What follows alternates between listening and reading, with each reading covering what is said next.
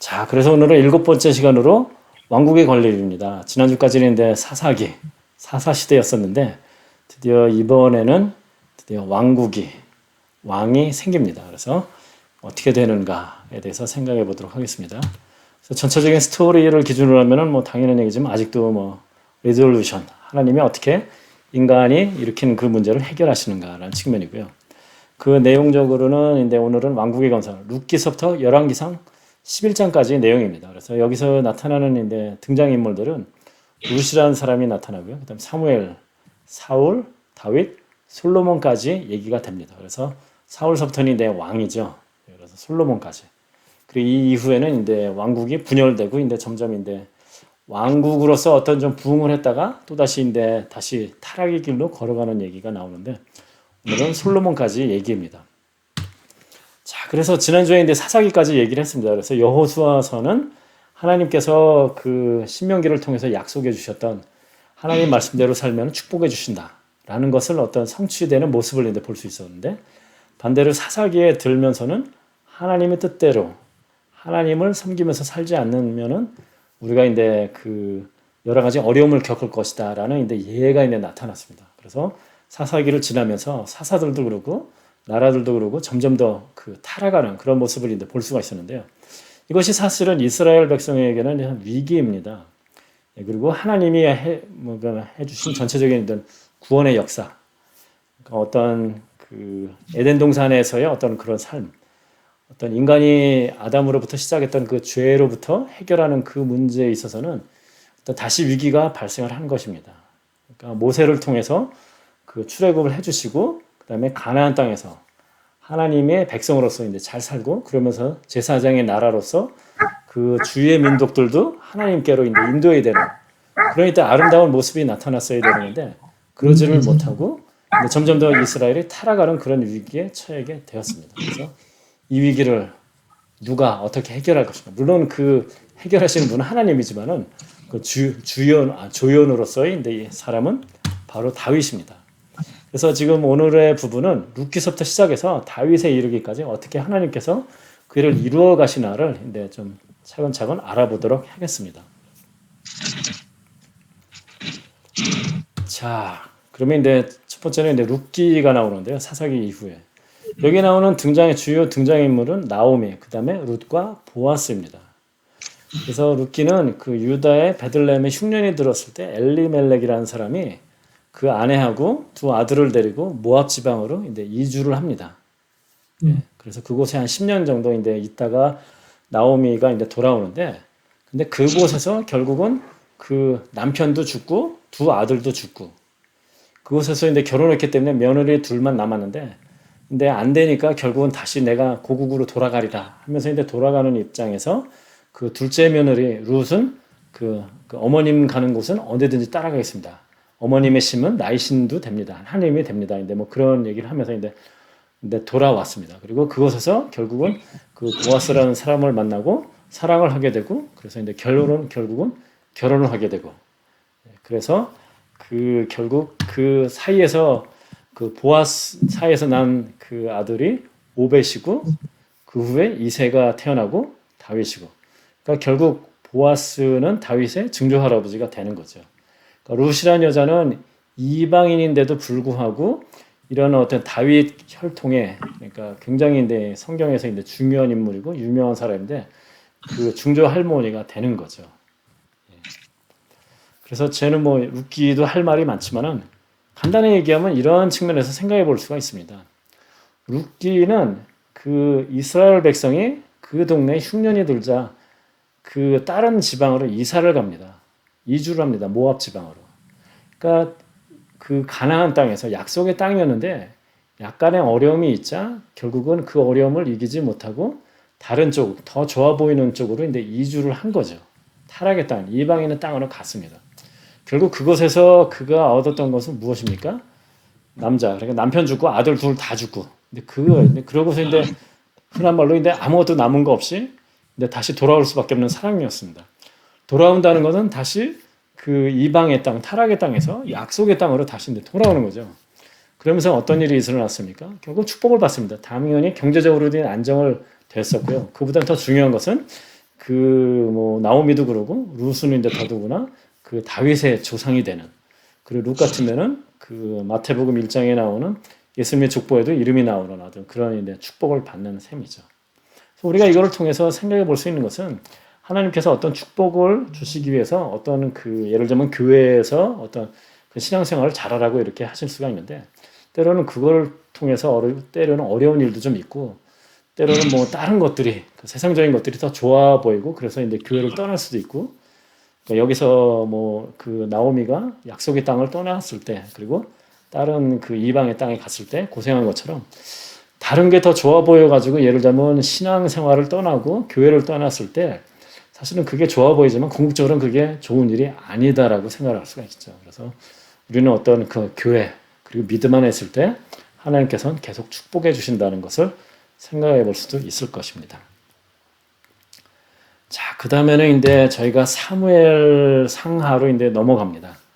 그래서 사무엘은 사실은 이제 그 사사 시대랑 그 왕정 시대를 연결하는 사람입니다. 그러니까 반대로 얘기하면 마지막 사사라고도 할 수가 있습니다.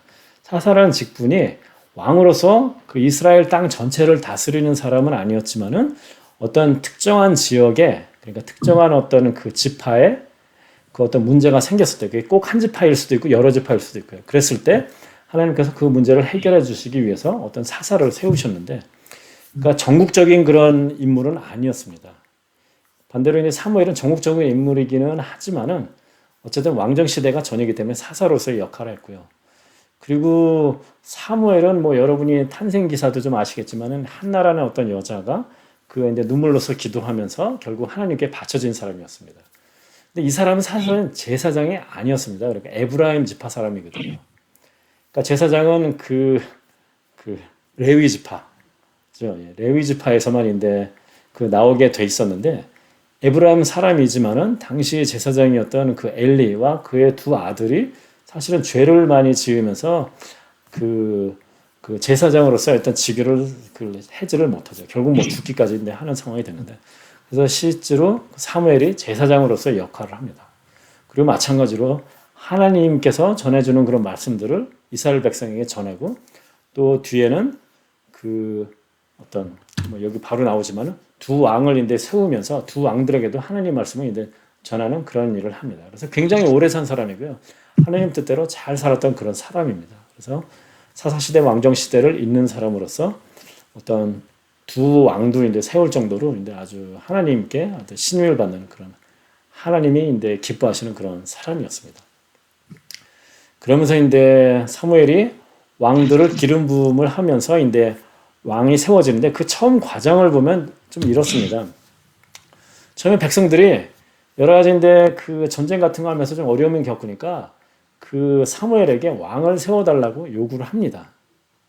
그러면서 이제 그 요구하는 이제 이유 중에 하나가 뭐냐면은 사무엘상 8장 5절에 보면은 우리가 모든 나라와 같이 우리에게 왕을 세워서 우리를 다스리게 하옵소서라는 것입니다.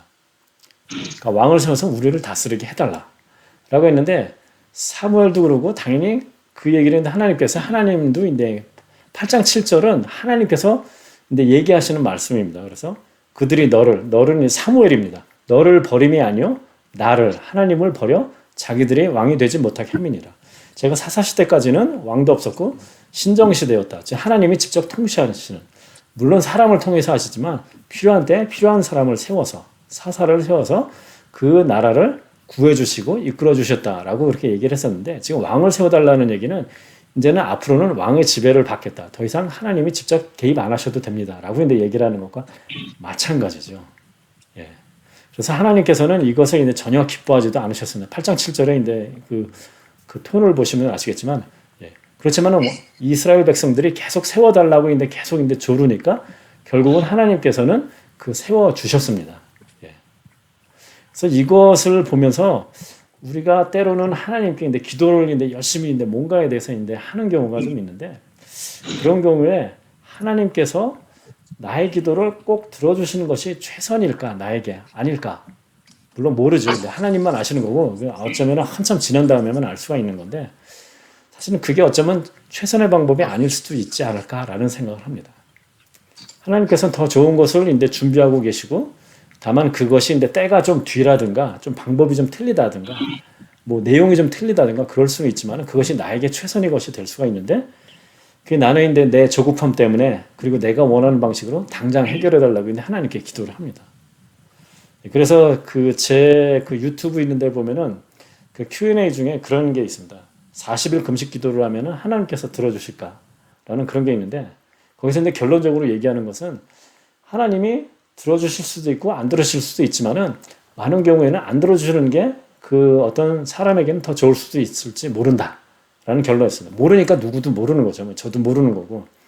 그렇지만 하나님께서는 더 좋은 것을 준비하고 계시는데 내가 40일 동안 무리하게 기도를 함으로써 그래 내가 네 소원 들어주마라고 했을 때 그것이 자기에게 최선이 아닌 것일 수도 있다라는 그런 의미입니다. 지금 이 상황이 똑같습니다. 이스라엘 백성들이 그 왕을 세워달라고 하나님께 부탁을 합니다. 사무엘을 통해서. 근데 사실은 그게 최선의 방법이 아니었는데도 하나님께서는 결국 계속 근데 조르니까 근데 들어주십니다. 예. 자, 근데 왕을 세워달라고 해서 하나님께서 이제 왕을 세워주십니다. 그러면서 이 사람들이 이제 요구하는 게 무엇이냐면은 그 왕은 우리 앞에 나가서 우리의 싸움을 싸워야 할 것이니이다. 그러니까 능력이 있고 힘이 있어가지고 그 자기를 이끌게 해달라는 그런 얘기죠. 그리고 참 좀 전에 말씀을 안 드렸는데 사실은 그러면서 사무엘이 하나님을 통해서 이제 백성들에게 얘기를 합니다.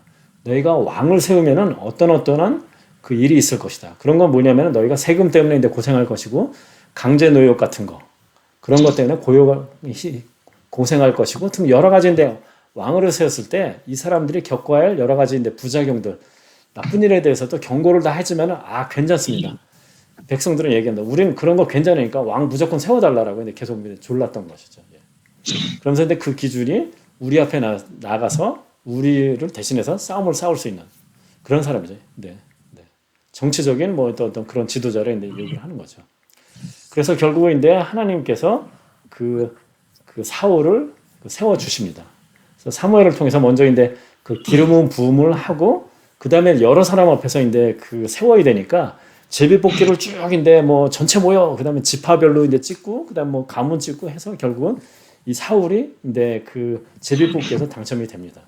그 전에 이제 기름 부음은 사무엘 통해서 이미 해 주셨고요, 사실은. 근데 그 사람이 어떤 사람이냐면 사울이라는 사람은 이스라엘 자손 중에 그보다 더 준수한 자가 없고 잘생겼습니다. 예. 사람들한테 인기 많았죠. 그 다음에 키도 컸어요. 그러니까 머리 하나가 사람들만큼 근데 사람 머리끝이 자기 어깨만큼밖에 안 왔던 거죠. 얼굴 잘생겨, 키도 커. 굉장한 사람이었겠죠. 아마 당시에 인싸가 아니었을까 했는데 생각되는 그런 사람이었습니다. 그러니까 사람들이 원하는 그런 그런 사람을 왕으로 세워주신 겁니다. 싸움도 누구보다 잘할 것 같고 그러니까 덩치가 엄청 크죠. 그리고 사람들한테 인기가 잘 할 것 같아요. 즉 인간을 기준으로 선택을 해 주신 것입니다. 자, 그 사울 왕이 이제 나라를 다스리기 시작을 합니다. 자, 사울 왕은 이스라엘의 첫 번째 왕입니다. 왕정 시대의 첫 번째 왕입니다. 그리고 방금 전에 얘기했지만은 인간 기준으로는 굉장히 훌륭한 그런 사람이었습니다.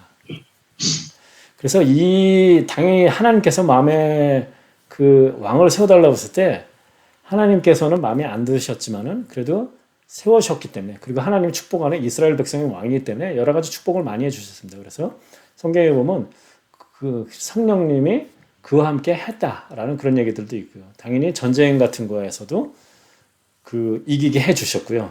예, 그리고 당연히 사울을 통해서 하나님 말씀도 듣게 해주시고 이런 것들도 사실 엄청난 축복이었습니다. 그래서 처음 시작은 잘 나갔습니다. 잘 시작을 했습니다. 예. 예. 그랬는데 근데 점점 하나님의 말씀을 불순종하기 시작을 합니다.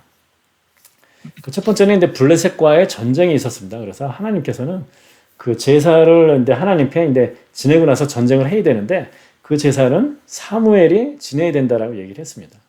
근데 기다리는 사무엘은 오진 않고 점점 이제 블레셋 사람들은 이제 적군은 이제 공격을 하려고 이제 준비를 하면서 이제 쪼아오니까 결국 그것을 참지를 못하고 자신이 제사를 지냈습니다. 분명히 네가 하지 말고 사무엘이 제사를 지내라라고 그렇게 했습니다. 좀 전에 얘기했지만 사무엘이 이제 제사장의 역할을 했으니까요. 그러니까 하나님을 이제 신뢰를 못한 거죠. 이제 여러 이제 적이 점점 이제 쪼여오고 백성들도 불안해하고 그러니까 근데 그렇게 한 것입니다. 그러니까 하나님은 제대로 신뢰하지 못했죠. 예. 그래서 하나님 말씀 불순종했습니다. 그 후에는 이제 아말렉과의 전쟁에서 하나님께서는 그 아말렉의 죄 때문에 그 백성을 이제 그 안에 다 진멸하라. 그리고 동물이나 이런 것들도 다 진멸하라라고 그렇게 얘기를 했는데 나중에 사무엘이 와서 보니까 그 왕도 죽이지 않고 그다음에 동물들 울음소리가 나는 거예요. 그러니까 이게 도대체 어찌된 일이냐라고 하니까 이게 백성들이 하나님께 제사 드리려고 그 좋은 동물들 제사 드리기 좋은 것들은 이렇게 다 좀 남겨놨습니다. 라고 이제 핑계를 댑니다. 백성 핑계를 딱 대요. 그러니까 이제 그것도 이제 마찬가지로 하나님 말씀을 순종을 안 한 거죠. 다 진멸하라 그러는데 그렇게 안 했죠. 예. 그래서 이제 여기에서 이제 그 유명한 이제 그 나오는 거죠. 사무엘상 15장 22절에 보면 순종이 제사보다 낫고 듣는 것이 순양의 기름보다 나으니. 순종하지 않았다는 거죠. 하나님 말씀대로 하지 않았다는 거죠. 인간적인 생각으로 하나님 이렇게 하시면 좋아하실 거야 라고 생각을 하고서 그냥 근데 그 하나님 뜻과 상관없이 이제 자기 생각대로 이제 한 것이죠. 그래서 이제 하나님이 전혀 기뻐하지 않으시고 이 일이 있은 후부터 사무엘이 근데 얘기를 합니다. 나 다시는 너 안 봐. 그러면서 이제 다시는 이제 사울을 만나질 않습니다. 그 얘기는 뭐냐면 하나님 말씀을 더 이상 전하지 않는 거죠. 그 다음부터 이제 사울은 좀 사람이 좀 이상해지기 시작을 하죠, 사실은. 예. 그래서 사실 뭐 여러 가지 그 후에 뭐 다윗 죽이려고 막 이렇게 쫓아다니고 뭐 어려움을 많이 겪습니다. 그리고 사실은 사울이 좀 전에도 그 뭐 순종이 제사보다 낫고 듣는 것이 순양부 기름보다 나으니라는 그런 얘기를 했지만은 그 우리들도 사실 이런 일들이 많이 있다라고 생각을 합니다. 하나님의 말씀을 아는데도 불구하고 그래도 내가 생각하기에 이게 맞으니까 하나님도 좋아하실 거야 라고 하면서 인간의 생각으로 하나님을 평가하고 그러면서 내가 하나님께 뭔가를 한다라고 생각을 하는데 그게 하나님 보시기에는 아닐 가능성도 있죠. 근데 하나님 뜻도 모르면 이제 더 그런 일은 더 자주 발생을 하겠죠. 자, 사울왕은 그렇게 해서 이제 하나님으로부터 멀어지기 시작했습니다. 아직도 왕좌에는 있습니다. 그렇지만은 기본적으로 하나님께서는 이제 사울을 이제 버리셨습니다. 자, 그러면은 이제 그 이후에 이제 다윗이라는 사람이 나타납니다. 그래서 사무엘상 16장 7절에 보면은 그 다윗에게 그 기름 부음 장면이 이제 나옵니다. 그러니까 왕으로서 이제 세우는 거죠. 실제로 왕으로서 나라를 다스리는 건 그보다 한참 지난 얘기입니다. 뒷 얘기입니다. 좀 이따 말씀드리겠지만. 그렇지만은 기름 세움으로써 네가 왕이 될 것이다라고 이제 그 얘기를 해주시는 거는 사실은 굉장히 어렸을 때죠. 한 10대 중반쯤이 되지 않을까.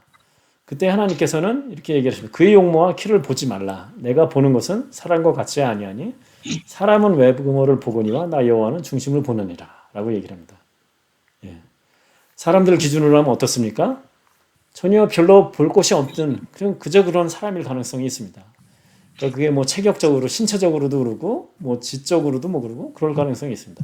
별로 사람이 보기에 아름답지 않을 가능성이 있지만은 하나님은 그런 사람을 쓰십니다.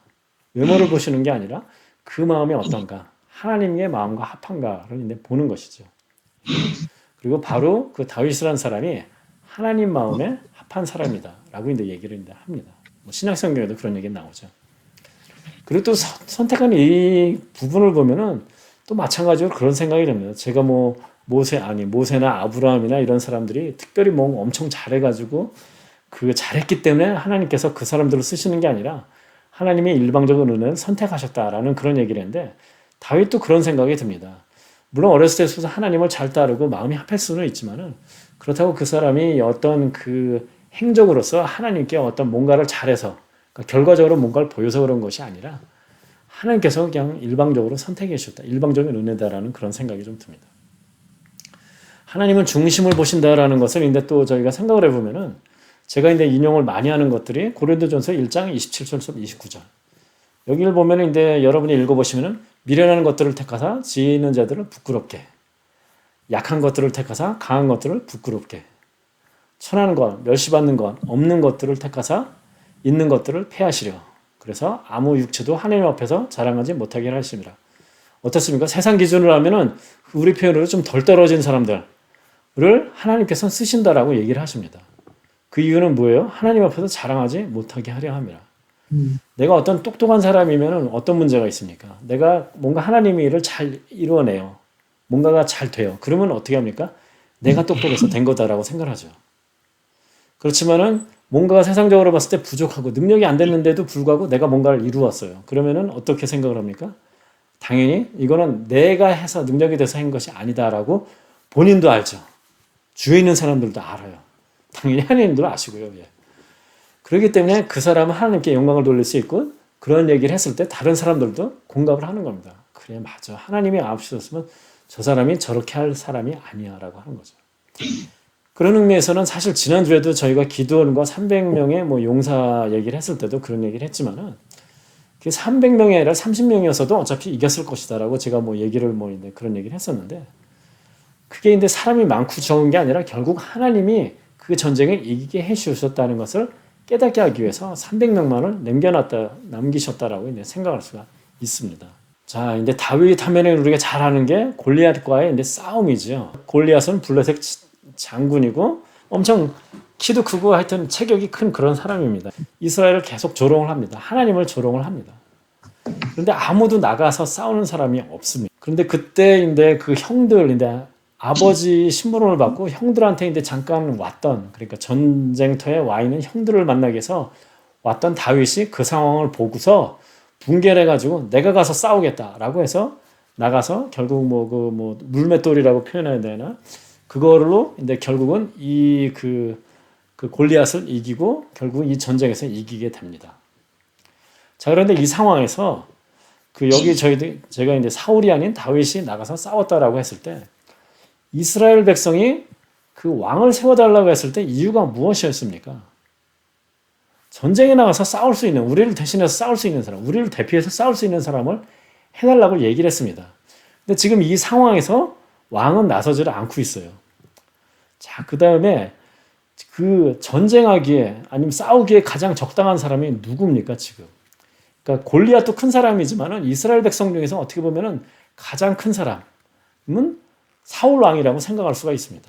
그러니까 결국 이 사람 원래 백성들이 원했던 기준으로 돼도 맞는 사람이고 체격적으로 그러니까 그런 어떤 능력적인 측면에서 이 사람이 가장 맞는 사람인데 이 사람은 결국 하나님을 신뢰하지 못하니까 근데 벌벌 떨면서 나가지도 못하고 근데 그 하나님을 욕하는 그런 이스라엘을 욕하는 것을 그냥 들을 수밖에 없는 사람인데 결국 그렇게 그 적당한 사람이 아닌 다윗은 뭐 본인 볼품도 없는 사람 그러니까 별로 10대 중반이나 됐을까 그러니까 체력도 안 쓸 것 같고 그런 다윗이 나가서 싸웁니다. 그래서 이기죠. 그러니까 다윗이 이길 수 있는 이유 무엇입니까? 자기가 힘으로 골리앗을 이길 수 있다라고 생각을 전혀 안 했겠죠. 그렇지만은 그는 하나님에 대한 믿음이 있었기 때문에 결국 그 싸움을 이기게 해주시는 분은 하나님이다라는 그 믿음을 가지고 나갔던 것이죠. 그리고 당연히 하나님께서 그걸 이기게 해주셨기 때문에 이길 수 있었던 것입니다. 그래서 하여튼 이 사울 얘기는 근데 여기서 근데 뭐 대충인데 끝낼 예정인데 사울은 이 이후에도 사실은 이 골리앗과의 싸움 이후에 다윗은 이제 나라 전체적으로 이제 인싸가 됩니다. 이제 그러면서 이제 뭐 군대의 장군도 되고요. 구의 여러 싸움에 나가서 이제 다 이깁니다. 예. 그러니까 사람들이 이제 다윗을 이제 굉장히 좋아하죠. 예. 그러니까 그것을 이제 사울은 시기하기 시작을 합니다. 왕은 난데 사람들이 이제 다윗을 더 좋아하기 시작을 하는 거예요. 그러니까 왕권에 대한 위험을 느꼈을 수도 있고 시기하는 그런 마음 때문에 그 이후에 사울의 삶은 다윗을 죽이기 위해서 집착하는 그런 삶이었습니다. 계속 이제 쫓아다닙니다. 다윗은 반대로 그것 때문에 이제 계속 도망다니는 삶을 살 수밖에 없습니다.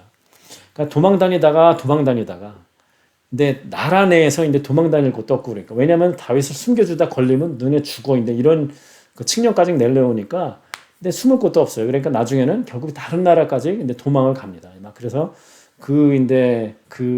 막 침 질질 흘리면서 이제 미친 척하면서까지 이제 그렇게까지 하는데 예. 사실은 고생을 굉장히 많이 합니다. 그래서 다윗이 한 10대 중반쯤에 처음인데 기름 부음을 받았다. 그러니까 네가 왕이 될 것이다. 라고 하고서 어린 나이에 그 골리앗을 죽인 이후에 도망다닌 걸 이제 바로 좀 지나다 도망다닌 걸 생각하면은 사실은 굉장히 도망다닌 기간이 오래됩니다. 결국은 그 사울 왕이 죽고 뭐 그러면서 그 유대 지파의 왕으로서는 세워지는데 그 후에도 전국적으로 왕이 되기까지는 7년 반이 더 지나고요. 그러니까 나이 30이 정도가 돼서야 겨우인데 이스라엘 전체의 왕이 됩니다. 그러니까 10대 중반에 하나님의 약속을 듣고 저는 그 이후에 고생을 한 것만 해도 10년이 넘을 거라는 생각이 들고요. 약속 기준으로 해서 그 약속이 이루어지기까지도 제 생각에는 한 최소한 15년 이상은 걸렸다라고 생각해요. 그러니까 이것을 통해서도 또 저희가 생각해 볼 수 있는 것은 마찬가지로 하나님께서 어떤 축복을 해주시겠다고 약속을 했을 때 우리는 그 약속이 바로 다음 날 이루어지면 참 좋겠지만 내가 원하는 방식으로 이루어졌으면 좋겠지만은 전혀 그렇지가 않다는 거죠. 그러니까 제가 늘 하는 얘기대로 최고의 하나님께서 최고의 때에 최고의 방법으로 최고의 것을 주신다라고 하는데 그 방법이나 이제 때나 이런 것들이 내용이 내가 생각한 것과 전혀 이제 다를 수가 있다는 거죠. 지금 15년 얘기를 했는데 때가 틀리죠. 우리가 아브라함도 이제 알 수가 있습니다. 아브라함이 75세 때 처음으로 네가 아들을 낳을 것이고 그 아들을 통해서 이제 뭐 이스라엘이 번창할 것이다 라고 했는데 그 아들이 태어나기까지 얼마나 걸렸습니까? 100세에 얻었으니까 25년이 걸렸습니다. 그러니까 오래 걸리죠. 그런 측면에서 사실은 그 신앙생활이라는 거는 적당히 보면 참 기다림의 연속이고 그 기다림 가운데서도 여러 가지 이제 유혹과 그 고난과의 싸움이다라고 생각할 수가 있을 것 같습니다. 그래서 여러분들도 여러 가지 이제 뭐 살면서 이게 어렵고 힘든 일이 있을지라도 여러분이 신실하게 하나님을 붙잡고 있을 때 하나님께서는 결국 이제 그 여러분을 그 인도해 주시고 하나님이 그 원하시는 가장 축복의 방법으로 인도해 주실 거라는 것을 믿고 따르시기를 바랍니다. 다윗은 하나님께서 모세를 통해서 너희가 가나안을 정복할 것이다 라고 하면서 이런 동네를 네가 다 정복할 것이다 라고 얘기해 주셨는데 앞에서 여호수아가 기본적으로는 그 하나님의 말씀대로 살았기 때문에 축복을 받았다라고 했지만은 여호수아서를 잘 읽어보면은 각 지파별로 분배된 땅에서 이 사람들이 이런 동네는 다 정복을 했는데 이 부분은 정복을 못 해가지고 남겨놨다. 그런 부분들이 계속 좀 나와요, 사실은. 근데 그런 측면에서는 다윗은 전체적으로 하나님께서 모세를 통해서 약속하신 그 땅을 다 이제 정복을 합니다.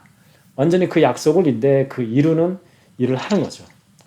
하나님이 해주신 것이지만은 하나님을 믿고 신뢰했기 때문에 이제 다윗을 통해서 이루어 주신 것이죠. 다윗이 이루는 거다라고 이제 표현을 우리가 하는 것이죠. 예. 예. 그다음에 언약궤를 그다음에 그 사실 그때 당시까지 그 예루살렘이 이스라엘 그 손안에 있지 않았습니다. 그래서 그 당시에는 여부수 사람이라는 사람들이 예루살렘에 살고 있었는데 그 사람들을 쫓아내고 결국은 예루살렘의 이제 그 수도로서 이제 정하고 있어요. 그곳에 이제 실로에 있던 언약궤를 그 예루살렘으로 와서 어떤 그 하나님 경배 예배하는 것을 이제 회복을 합니다. 그러니까 온 백성들도 하나님을 제대로 이제 경배할 수 있는 어떤 그런 터전을 이제 만듭니다. 그러니까 그것도 굉장히 큰 일이죠. 그렇게 이제 땅도 다 정복을 하고 어떤 하나님 경배도 하고 그러면서 다윗은 사실은 그 하나님의 그 전이 그 성계가 아직도 그 성막 즉 이동식 그 텐트 안에 있다는 것에 대해서 굉장히 부담감을 느껴서 본인이 하나님의 성전을 짓겠다라고 얘기를 합니다. 그랬더니 하나님께서 안 된다. 너는 전쟁을 하면서 피를 너무 많이 흘려서 안 된다. 라고 하면서 네 아들이 할 것이다. 솔로몬이 지을 것이다. 라고 얘기를 합니다. 그러면서 하나님께서는 다윗에게 언약을 합니다. 그래서 이건 신학적으로는 굉장히 중요한 얘기가 사무엘하 7장에 나오는데 그 얘기는 이제 무엇이냐면은 하나님께서 다윗 왕조 그러니까 그의 아들들이 그 다윗 왕조가 영원히 지속될 것이라고 얘기하고 그 자손 중에서 하나님의 나라를 건설할 것이다라는 그런 얘기를 합니다. 하나님의 자손 중에서 그의 자손 중에서 하나님 나라를 건설할 것이라는 것도 결국은 이제 예수님을 통해서 이제 그 약속을 실현해 주셨죠. 그랬던 다윗이 이제 슬슬 이제 타락의 길로 가고 있습니다. 다윗의 몰락.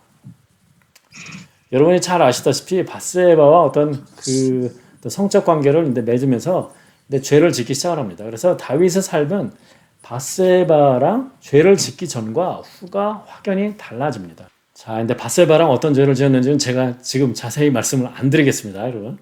이 이후의 삶은 사실은 계속 쇠락의 길을 걸었습니다. 그래서 자식들 간에 이제 싸움이 막 일어납니다. 그래서 결국 형제 간에 배달은 있는데 형제 간에 근데 강간 뭐 이런 일들이 벌어집니다. 막 근데 좋다라고 해서 이제 저는 표현인데 강간이라고 했는데 결국 막 좋다로 꼬신 다음에 그다음에 결국은 뭐 성적 관계를 맺은 다음에는 나 너 몰라 인데 이런 상황인데 막 벌어지고요. 그러니까 인데 배달은 그 여자 동생의 친오빠는 인데 그것 때문에 머리가 빡쳐가지고 참고 2, 3년 잘 기다리다가 결국은 죽입니다. 근데 배달은 형제를 자기 동생을 강간했으니까. 그러고 나서는 결국은 그게 이제 압살롬이라는 이제 자식인데 압살롬이 그 아버지의 왕위까지도 빼앗아요. 그러다가 결국 다시 찾기는 하지만은 계속인데 그런 뭐 어려움을 겪습니다. 하여튼. 예. 그래서 하여튼 엄청난 죄를 지었죠. 그래서 그 후에 보면은 다윗은 몰락을 합니다.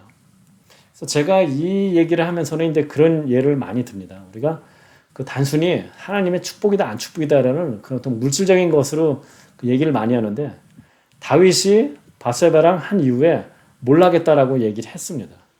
그러면 그 사람은 그때까지도 잠깐 그 왕위에 쫓겨나서 막 이제 왕궁을 벗어나는 일이 있었지만은 계속 왕의 자리에 있었어요. 먹고 사는데 지장 없었겠죠. 명예도 있었어요. 그 사람이 명령하면 뭐 많은 사람들이 그 따라서 했겠죠. 재물도 많았어요. 권력도 있었어요. 세상 사람 보기에는 정말로 아무 부러울 것이 없어요. 축복받은 인생이. 그렇지만은 우리는 그 사람의 성경을 보면 인생을 보면은 그 사람이 그렇게 가진 거는 많이 있을지 몰라도 그 사람 인생이 결코 축복받은 인생은 전혀 아니다. 얼마나 마음적으로는 심적으로는 힘들고 어려웠을까. 여러 가지 어려움이 사실은 자기 집안에서 자기 아들들 막 이런 상황에서 다 일어나는 것입니다. 사실은. 그러니까 사실은 굉장히 힘든 삶을 살았겠죠. 그러니까 그런 측면에서는 우리가 축복이다 아니다라는 것들이 단순히 사람들에게 보여지는 어떤 그런 물질적인 것, 명예적인 것뿐만 아니라 그 이상까지도 생각해 봐야 한다라고 그렇게 생각을 하는 것이죠. 그리고 또 하나는 이제 제가 항상 얘기하지만은 믿는 사람도 죄를 짓습니다. 그리고 그 회개를 하면 용서해 주십니다. 그러지만은 죄에 따른 어떤 콘시퀀스, 결과는 있다라는 것입니다. 용서해 주셨으니까 나는 이제 아무 일 없어라는 그런 게 아니죠. 내가 뭔가를 죄를 지으면은 그에 따른 결과가 있습니다. 그 죄가 만일 다른 사람에게 피해를 줬으면은 당연히 그 미안하다라고 배상을 하든지 그런 거를 이제 당연히 해야 되는 거죠. 예. 그래서 그런 측면도 이제 생각해 볼 수가 있습니다. 자, 이제 솔로몬입니다. 이스라엘 그 역사에 있어서 어떻게 보면 최고의 시기다라고 생각할 수가 있습니다. 일반 역사학자는 솔로몬 시기가 최고의 시기라고 얘기를 할 것입니다. 왜냐하면은 땅이 다윗 때보다 더 넓어졌습니다. 그리고 주위에 있는 그 이웃 나라들과도 잘 인데 지냈습니다. 그래서 엄청나게 많은 뭐 이런 뭐 조공 같은 거, 다른 나라부터 인데 막 인데 예물 같은 것도 인데 받고 그런 사람이었었죠. 최고의 시기라고 생각할 수 있습니다. 성전도 인데 직접 막 건축을 시작을 했습니다. 그렇지만은 사실은 솔로몬 시대에서부터 이스라엘 왕국 자체는 인데 그 쇠락의 길로 걷기 시작을 했습니다. 솔로몬 때에 인데 어떤 경제적으로 쇠락했다는 건 아닌데 어떤 도덕적으로나 하나님 보시기에는 쇠락을 시작을 한 것이죠. 쇠락한 이유를 보면 여러 가지 생각할 수 있지만은 일단은 이 사람이 하나님을 의지하기보다는 다른 것을 더 많이 의지했다라고 생각할 수 있습니다. 이 사람이 후궁이 700명이요, 첩이 300명이다. 그러니까 1000명이라는 거예요. 그러니까 자기랑 직접적으로 관계를 맺었던 이런 여자가 1000명이라는 거죠. 이렇게 하는 거는 뭐 여러 가지 이유가 있지만 그 중에 많은 이유는 뭐냐면은 이 사람이 다른 나라, 주위에 있는 나라의 그 어떤 공주들하고 결혼을 합니다. 정략적인 결혼입니다. 정략적인 결혼을 하는 이유가 무엇입니까? 결국 그 나라와 정략적인 결혼을 하면은 그 나라와는 그 어떤 화평을 이룰 수가 있거든요. 서로인데 그 가족을 주고받은 사이에 그 전쟁을 하지는 않지 않습니까? 예. 그러니까 이런 것을 통해서 어떤 그 나라를 확장하고 그 정권을 안정시키려고 그런 식으로 했습니다. 그런 것들이 뭐 이집트 왕서부터 시작을 해갖고 시작을 거기서부터 했는데 그 주위에 있는 나라들과 다 이렇게 했습니다. 근데 이것이 무엇이냐면 두 가지 문제가 있는데 첫 번째는 일단은 하나님이 주신 어떤 그런 평화, 힘으로 위해서 나라를 유지하겠다는 것이 아니라 내가 사람의 힘으로, 능력으로, 그러니까 정략 결혼을 통해서 주위 나라를 잘 이용해서 하겠다라는 그런 것이죠. 예. 그리고 또 하나는 이제 당연히 그런 데 정략 결혼을 함으로써 공주들이 오면은 그 공주들이 이제 그 후에 보면은 계속 그렇게 얘기를 합니다. 내가 우리나라에서 이런 그 신을 섬겼는데 나 이런 신 좀 섬겨도 돼? 사당 좀 지어줘 막 이런 얘기를 하면 그냥 다 오케이를 합니다. 이제 결국 그러니까 이방 신들을 섬기는 그런 어떤 풍습이 이 나라에 들어오는 상황이 됐죠. 그러니까 그런 측면에서 이제 굉장히 나쁩니다. 그래서 경제적으로 어떤 국가의 그 어떤 국력이라는 측면에서는 이스라엘 역사상 최고라고 할 수 있지만은 그래서 당시에 보면 조공받는 것이 뭐 금만 뭐 660달란트 1년에 그러니까 18,000kg이랍니다. 그리고 은은 그 예루살렘에 하도 많이 굴러다녀 가지고 돌같이 여겼다라고 굉장히 부강한 시대를 이루었었지만은 사실 그 영적인 기준으로 하면은 사실 쇠락의 길을 걷기 시작을 한 것입니다. 솔로몬이 잘못한 것이 무엇인가? 라는 측면에서 보면은 신명기 17장 16장 17절에 보면은 하나님께서 모세를 통해서 얘기를 합니다. 미래에 만약 백성들이 왕을 이제 구할 것이다. 라고 그리고 왕을 세우게 될 때 왕들이 조심해야 될 것에 대해서 이제 경고라는 메시지가 여기에 나옵니다. 그래서 여기 메시지를 이제 줄여서 보면은 병마를 많이 두지 마라. 그러니까 군사를 너무 많이 양성하지 말라는 겁니다. 예. 아내를 많이 두지 말라. 그 마음이 미혹되게 하지 말 것입니다. 좀 전에도 뭐 다른 우상 숭배가 많이 아내들 때문에 들어왔다라고 얘기를 했는데 이것을 경고하신 것입니다. 그리고 자기를 위하여 은금을 많이 쌓지 말라. 지금 무엇입니까?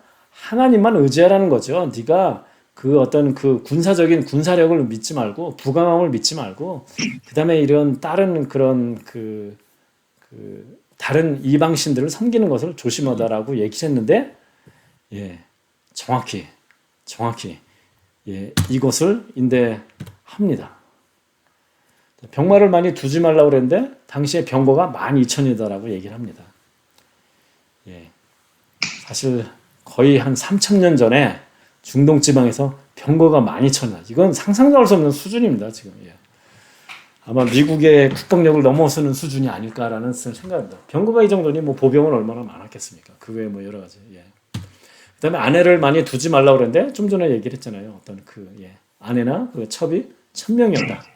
그리고 이것 때문에 이제 이방신 숭배가 들어왔다. 금은을 쌓지 말라. 좀 전에도 그랬죠. 뭐 1년에 조공으로 들어오는 것만들 뭐 예를 들면 뭐 660달란트라고 했는데 그러니까 사실은 하나님께서 하지 말라. 왕이 세워졌을 때 왕들 너희는 이런 것을 하지 마라. 조심해라 하는 것을 정확히 거역하고서 다 정확히 했습니다.